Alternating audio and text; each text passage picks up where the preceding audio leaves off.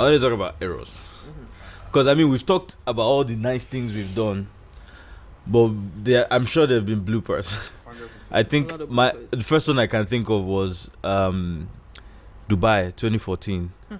I was good. I landed. Wiz was coming from London, and I came with exclusive from Ninja, and I think it was a wedding. It was just 3 of us. And I got to Dubai, staying at Waldorf Astoria.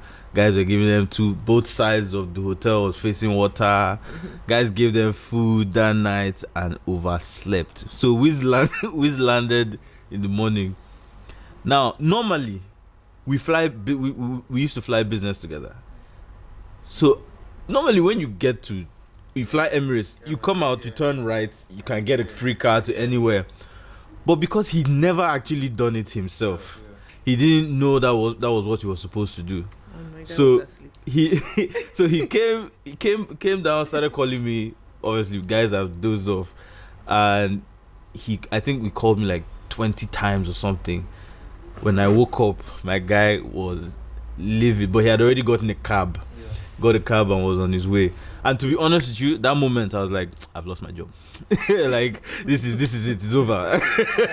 Because I mean, no matter how much I felt like it was easy to do, it was me that always facilitated those things. He never had to worry about where his car was, but for the first time he had to think about it, and he was like, what do I do? And he had no idea.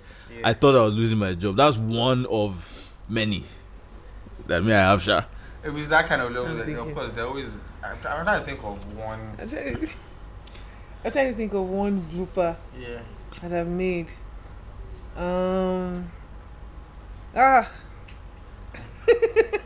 Give me, just gonna take a few minutes. I'm trying to think. I feel like I've made a few bloopers recently with Timaya, but I'm trying to. I think this is not a funny blooper. I think I took on a client against my own judgment. There was a few years ago. There's this kid who came from the first meeting.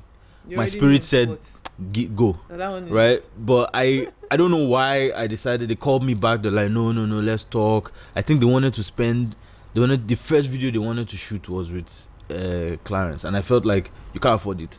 Right, and they insisted, they wanted to do, and I was like, where are you guys getting the money from? This guy has not started making money. Start small, right? But there was just something off, and I didn't listen to my gut, and I regretted it. Luckily, I had some of the money. I didn't spend their money. So when the guy started his whole give my money back, I was like, all right, here's the breakdown, and here's your money, here's the balance. But that just taught me never to not to trust your instinct. Yeah. I think for me, I think it might probably be one of the biggest moments in my career, not trusting my judgment. Yeah. I ended up sleeping in what they call that cell by TBS. Did you get? Yeah. That was me not trusting my judgment. It was me in one of those situations where the artist says, let's do this, don't worry, nobody's ever going to find out. Nobody's ever going to find out. And I'm like, Sago, this thing is not going to. I mean, this thing is not. It didn't feel right. Yeah, we can talk about it now. I'll give you an example. So one time we were having a gig in Dubai, another Dubai gig, right? Somebody, guy, we live this Dubai life, my guy. This was a wedding, so they mentioned the amount. My guy was like, this guy, let's just close our eyes and do this thing. Fly in, me and you do this thing quickly. Sharp, come back. I thought about it. I said, you know what? Let's go. But before we went, my spirit wasn't with it, so I called Tunde. I told Tunde, see, there's a show. This is what's going on. See, God bless Tunde and Shegun, because the amount of things they let slide. Oh wow! The amount of things they let slide. Let's not. I was someone was talking. Tunde they took advantage of Wiz. I was like, you guys have no idea. So I remember I called Tunde and I said, look, this is how much they're paying, but please, can you let it go? Tunde was like, how? I said, please. And now came up with, he has to pay this, make this payment, this whole. Tunde was like, Godwin, you guys, okay, fine. So he approved. But I didn't tell Wiz, right, until later. I remember we get to this wedding. We're all chilling. That's why I got my Bang & Olufsen. It was souvenir. Bang & Olufsen speaker was souvenir. So I was, just walking around. Guess who I bump into? Segun Demuren. The father of the bride was Segun Demuren's mentor. So you can imagine, eventually I was strolling and I found myself in Dubai. And as I found myself in Dubai, they told me to come perform at this wedding. I didn't know. So I mean, that was one scenario where, thankfully, just listening to my gut saved us. That was when I realized, no matter how much you think how slick you think you are, and how you think you can get away with a situation, it will always come back to bite you. Yeah. So not trusting not trusting your guts can end you in wahala. Yeah. You get, so you should always I don't know. It's tough sometimes, but then you just know. You just know, you just know when we settle. Then I'm sure I've shown up to some events late before. Yeah. The artist is there in the car waiting, and then I'm probably stuck in traffic because I left a few minutes late. Yeah. You guys are looking like you're judging me. But I can't think of anyone. Okay, so let me give you. There was this one, I think it was like 2 years ago, like 2 Decembers ago. So myself and Timaya's road manager we had like 3 shows that day. So from like 11 a.m. we had been to all the shows trying to sound check, and then I think about 7 we wanted to quickly dash to go change, freshen up, and then dash back to the venue. And there was serious traffic on Lekki. So before we made it home, Timaya was already on his way. Because again, they don't rate us. They started calling the Timaya artist, that they need him. Yeah. So he started heading there, and we were like, oh, we're on our way to. Meanwhile, we're still facing home. So we ended up just turning back, like dressed the same way we had been dressed since morning to do all. I can't count how many times. How many times we got to a point where I think it was with MI and with Wiz, got to a point where I just stopped traveling with bags. I used to buy clothes. I used to buy clothes at the. So that one happened. So one thing, for example, like in America, David does not check in. I'm kind of guy I like to have when I travel. Everybody knows one thing about me is that I like to be comfortable. Everybody needs a spare extra white shirt who has inside. Everybody needs a spare toothbrush who has the inside. So that happens to me a lot. Like we'll land somewhere, maybe my bag hasn't come out. David's like, let's go. I'm just like, guy, this is my bag that I checked in. You still take something from inside the bag. Chill. That one happens to me a lot. But if I have one. I think it was like 2 years ago. We had a show in Kenya, and for some reason I can't remember why. We left Lagos to get to Kenya. I can't remember why. I don't remember the reason.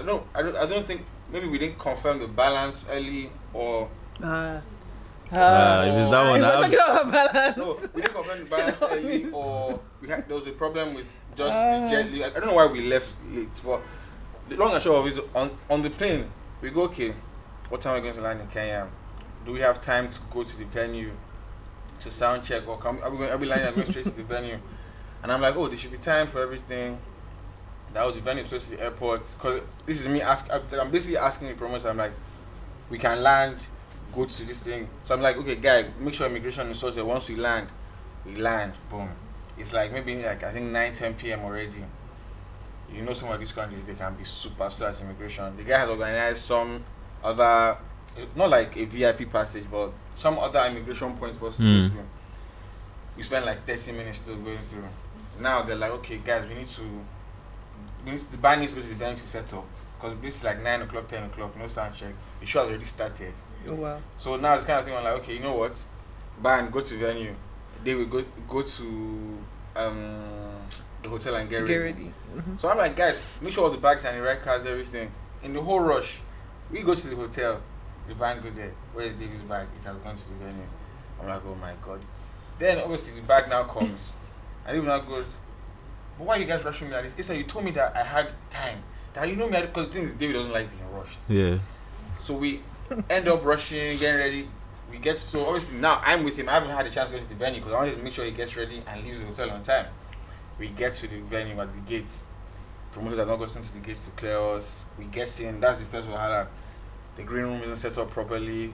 So before even the show, there's already me and him Lot of- having like 2-3 arguments. There's tension. I was like, oh god, I hate this kind of energy before a show. I remember that show in particular. I remember because one of the reason why we took that show. Yes, the bands came late, but the reason why I agreed to do the show was one of the promoters in Kenya was Nigerian, and we were trying to break away from using a certain promoter in Kenya.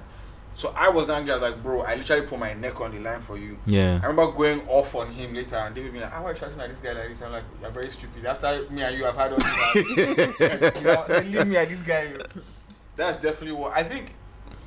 If it comes to things like trusting your guts, I've had a few scenarios like that where I put my neck up for promoters, and it's always in Africa and they mess up. Yeah. I had that issue in Uganda. Uganda is one of my worst stories. The first And of if I ever I have a bad story about if I Uganda ever as step well. into Kampala for anything, first they of probably have to pay me my own fee. 1st of January 2019, it was the same thing again. They were meant to have wired our balance, they hadn't wired it. Next thing, promoter is like, we'll give you the balance in cash on arrival. We didn't even see the promoter. And I said, okay, no problem. Never saw it. So, bear in mind, in our scenario, when we're taking the jets, the way we run our business is, they will supposed to confirm that, okay, we have actually been paid. We pay subsidized price for the jet and everything. So obviously the money has to go to the company account because there's a cost to get there. So now in this kind of scenario where there's a balance in cash, I first have to collect the cash and make sure the artist doesn't try and get it off and get the money back to Nigeria. Yeah. Oh my god. So we land in Uganda late again. The promoter is now like, oh, David needs to go on, and I'm like, bro, David is not going on till I confirm this morning. The band hasn't set up. I'm like, you know what? Tycoon, follow this guy to the room, count the money. Once you confirm the money, go to your room and put it in your safe and text me. We will be setting up. We did everything fine. Next day, the investor of the show comes. He's like, he wants some of his money back. I'm like, what do you mean? He's like, the show didn't do as well as we thought because you guys came late. I'm like, bro, we didn't come early because of you not selling the balance on time. But at this point in time, remember, I've put my neck out for this guy. I can't go back and start saying, I'm like, bro. So because that kind of situation, I'm like, guy, please, today is the 1st of January. I do not need this. It got to the point where I was like, you know what? How much do you want back from the balance? The guy goes, like, okay, that's my commission, take. And I just never told anybody about it because I was like, I said, you know what? Asa, you messed up. It's Happy New Year. Just. No, I think there are too many stories. The funniest one, I'll take the funniest one because it can be grim. We had Emma's first show in London, Notes and Swags. I remember that. It was, I think, Timmy, Tayo, right? So we had agreed on everything. They bought tickets a bit late. Another issue was that, and then Emma had to. So by the time I got there, they couldn't get my ticket sorted on time. So I was not trying to get a ticket to leave, but there was no other flight. And this is to show you that me too, I wasn't always smart.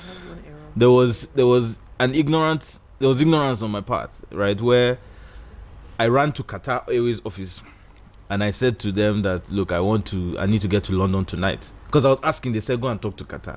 So in my head, I was like, but they would connect. But since they said, go and talk to Qatar, no problem.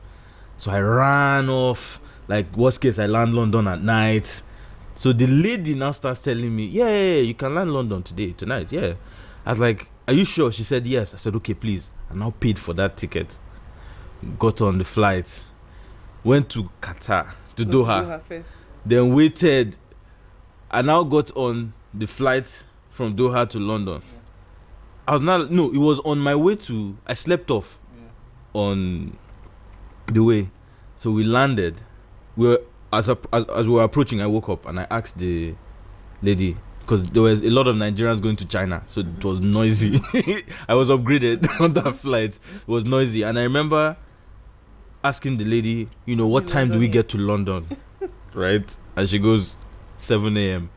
I was like, that doesn't make any sense. I was told I'll get to London tonight. She's like, no, you get to Doha tonight, and then you wait for 2 hours, and then you get on a flight to London and get to London at 7. So basically, I was in the air while the show was going on throughout. I landed. By the time I landed, the organizers were too tired to come pick me from the airport. It was a mess. It was a complete mess. But after that period, I learned. Even London, we did a show. This one, and I'm sure Emma will never forget this. We did a show with some guys in London. They bought us one-way tickets and sent us return booking. That's one thing you have to learn. You have to check. They sent us return booking. Two errors, two blunders. There's a show that I did with Wiz. They sent us just one-way tickets, but I didn't even realize. I didn't even know. I think it was probably one of our first trips to Abuja. I didn't even realize it was Ice. Everybody on that trip. So we woke up the next day after the show. The rooms had not been paid for. There was no return tickets. I don't know how I hustled money to get myself and Wiz back to Lagos. Then another flight. Banky had a show in Yola. I've forgotten what show. It was one of all these Star Trek or something. And then I didn't buy the tickets on time. So we got to the airport. We started hustling. We got one business class ticket. Banky got on the flight to Yola. Then it was myself and Wiz. So I thought I put Wiz on a flight to Yola. Because I thought I saw that. So we made it to myself and Wiz made it to Abuja. Okay. Then it was supposed to be there was only one flight, and I thought that flight was going. There was only one seat on the flight, and I thought it was going to Yola. So after I got him on the flight to Yola, I went to Oja's house in Abuja. Like, okay, everything is almost sorted in a way. Only for Wiz to land 1 hour later to say he's in Maiduguri.